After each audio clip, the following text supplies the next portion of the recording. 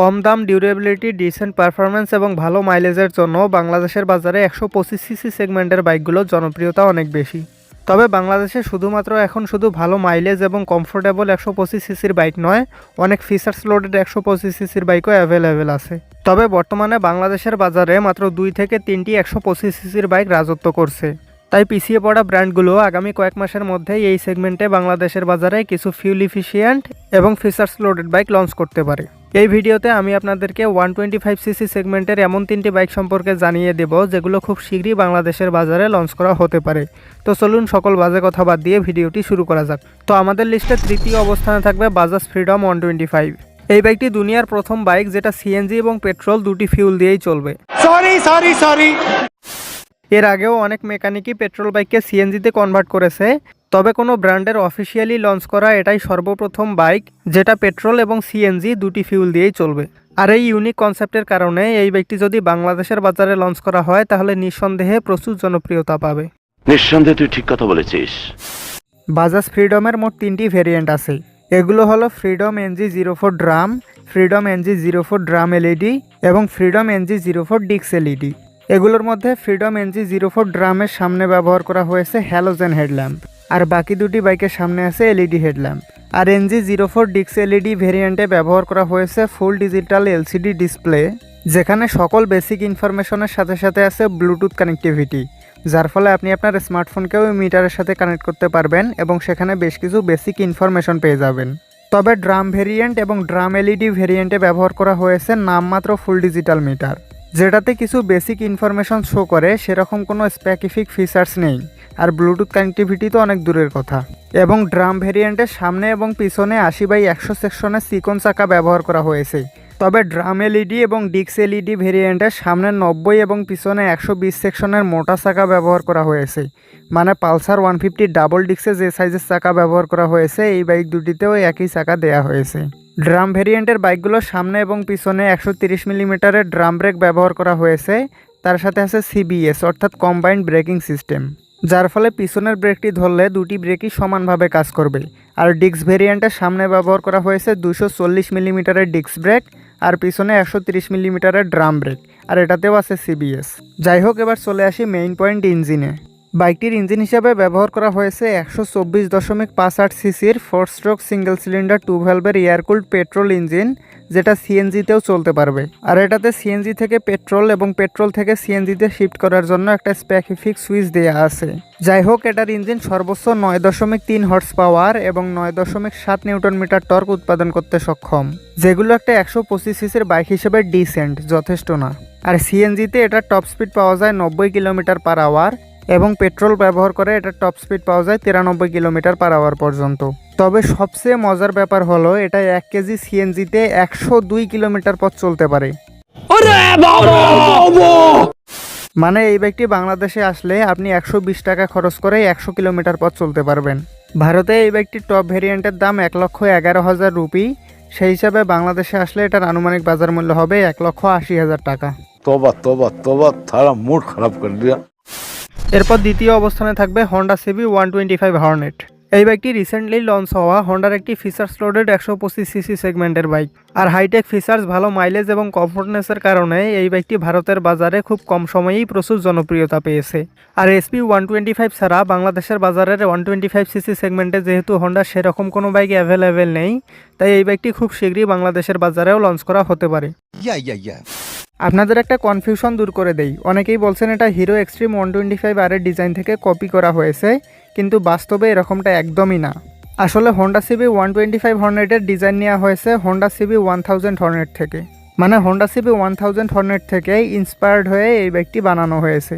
আর আপনি যদি আমার রেগুলার ভিউয়ার বা সাবস্ক্রাইবার হয়ে থাকেন তাহলে আপনার হয়তো মনে থাকবে হিরো এক্সট্রিম 125 আর যখন বাংলাদেশের বাজারে লঞ্চ করা হয়েছিল তখন আমি বলেছিলাম এটাকে সাইড থেকে দেখতে অনেকটা ডুকাটি স্ট্রিট ফাইটার V4 এবং কর্নার থেকে দেখতে অনেকটা হন্ডা সিবি 1000 হর্নেটের মতো লাগে।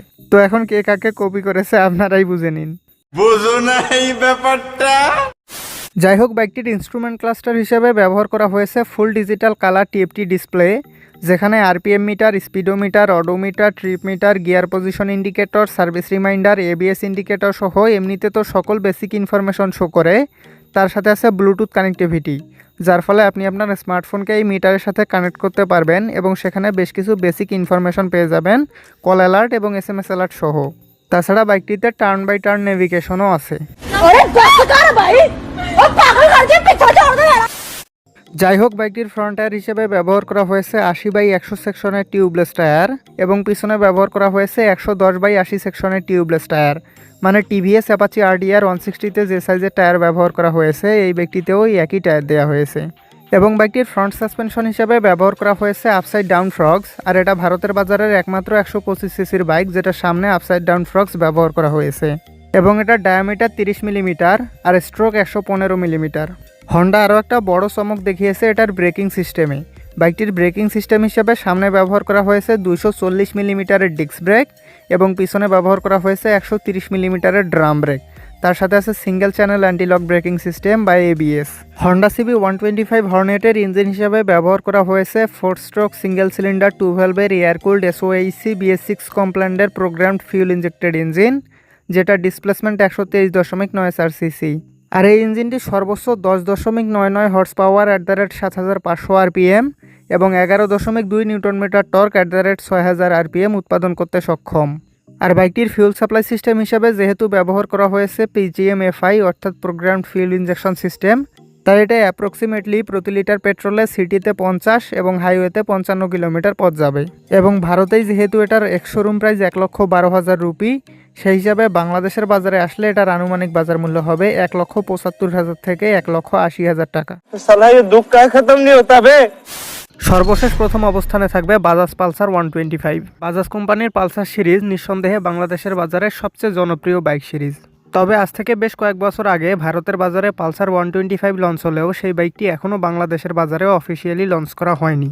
আর তুলনামূলক কম ফিচার্স এবং খারাপ পারফরমেন্সের ফলে বাজাজের ডিসকভার বাইকটিও ধীরে ধীরে বাজার হারিয়ে ফেলেছে বাংলাদেশে।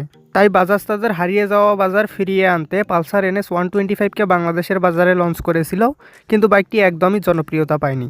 তবে কিছুদিন আগে বাজাজ পালসার 125কে একদম নতুন রূপে ভারতের বাজারে লঞ্চ করা হয়েছে, যেটাতে অনেক কিছু পরিবর্তন করা হয়েছে পূর্বের তুলনায়। আর বাংলাদেশের বাজারে যেহেতু বাজাজের 125 সিসি সেগমেন্টের একটা গেম চেঞ্জার বাইক খুবই দরকার, তাই এই বাইকটি খুব শীঘ্রই বাংলাদেশের বাজারেও লঞ্চ করা হতে পারে। বাইকটির ফ্রন্ট টায়ার হিসেবে ব্যবহার করা হয়েছে 80/100 সেকশনের টিউবলেস টায়ার এবং পিছনে ব্যবহার করা হয়েছে 100/90 সেকশনের টিউবলেস টায়ার। মানে পালসার 150 সিঙ্গেল ডিস্কে যে সাইজের চাকা ব্যবহার করা হয়েছে এই বাইকটিতেও এই একই চাকা ব্যবহার করা হয়েছে। Thank you. যাই হোক, বাইকটির ফ্রন্ট সাসপেনশন হিসেবে ব্যবহার করা হয়েছে টেলিস্কোপিক সাসপেনশনস আর পিছনে ব্যবহার করা হয়েছে gas charge twin shock suspensions. বাইকটিতে ফুল ডিজিটাল ইনস্ট্রুমেন্ট ক্লাস্টার বা মিটার ব্যবহার করা হয়েছে, যেটাতে RPM meter, speedometer, odometer, trip meter, fuel gas সহ সকল বেসিক ইনফরমেশন শো করে। তার সাথে আছে ব্লুটুথ কানেক্টিভিটি, যার ফলে আপনি আপনার স্মার্টফোনকে এই মিটারের সাথে কানেক্ট করতে পারবেন এবং কল অ্যালার্ট, SMS অ্যালার্ট সহ বেশ কিছু বেসিক ইনফরমেশন পেয়ে যাবেন। তবে এটাতে নেভিগেশন এবং গিয়ার পজিশন ইন্ডিকেটর নেই। বাইকটিতে গিয়ার পজিশন ইন্ডিকেটর থাকলে আরও ভালো হতো। সঠিক বলেছেন। বাইকটির ব্রেকিং সিস্টেম হিসাবে সামনে দেওয়া হয়েছে 240 মিলিমিটারের ডিস্ক ব্রেক এবং পিছনে ব্যবহার করা হয়েছে 130 মিলিমিটারের ড্রাম ব্রেক। তার সাথে আছে কম্বাইন্ড ব্রেকিং সিস্টেম বা CBS, যার ফলে পিছনের ব্রেকটি ধরলে দুটি ব্রেকই সমানভাবে কাজ করবে। পালসার 125-এর ইঞ্জিন হিসেবে ব্যবহার করা হয়েছে 4 স্ট্রোক সিঙ্গেল সিলিন্ডার 2 ভ্যালভের air cooled SOHC twin spark DTSI fuel injected engine, যেটার ইঞ্জিন ডিসপ্লেসমেন্ট 124.4 সিসি এবং ইঞ্জিন কমপ্ল্যান্ট BS6। আর এই ইঞ্জিনটি সর্বোচ্চ 11.8 হর্স পাওয়ার উৎপাদন করতে পারে 8500 RPM-এ আর সর্বোচ্চ 10.8 নিউটন মিটার টর্ক উৎপাদন করতে পারে 6500 RPM-এ। যাই হোক, এটাতে 0 থেকে 60 কিলোমিটার গতি ওঠাতে সময় লাগে 6.43 সেকেন্ড এবং 0 থেকে 100 কিলোমিটার/আওয়ার গতি ওঠাতে সময় লাগে 21.13 সেকেন্ড। আর এটাতে 105 থেকে 110 কিলোমিটার/আওয়ার টপ স্পিড পাওয়া যাবে, তবে এগুলো রাইডার এবং রাস্তাভেদে কম বেশি হতে পারে। আর বাইকটির ফিউল সাপ্লাই সিস্টেম হিসেবে ব্যবহার করা হয়েছে FI অর্থাৎ ফিউল ইনজেকশন সিস্টেম। তবে যদি বাংলাদেশে লঞ্চ করা হয় তাহলে হয়তো কার্বোরেটর ব্যবহার করা হবে। বারবার শুধু আমার উপরেই কেন? যাই হোক, বাজাজ দাবি করে এটা প্রতি লিটার পেট্রোলে 50 থেকে 57 কিলোমিটার পথ যাবে, তবে আমার মনে হয় 48 থেকে 50 কিলোমিটার মাইলেজ দেবে। ভারতে এই বাইকটির কার্বন ফাইবার সিঙ্গেল সিট ভেরিয়েন্টের বর্তমান বাজার মূল্য 86,000 রুপি এবং কার্বন ফাইবার স্পিল্ড সিট ভেরিয়েন্টের বর্তমান বাজার মূল্য 88,000 রুপি। সেই হিসাবে বাংলাদেশের বাজারে লঞ্চ করা হলে এটার আনুমানিক বাজার মূল্য হবে 1,75,000 থেকে 1,80,000 টাকা।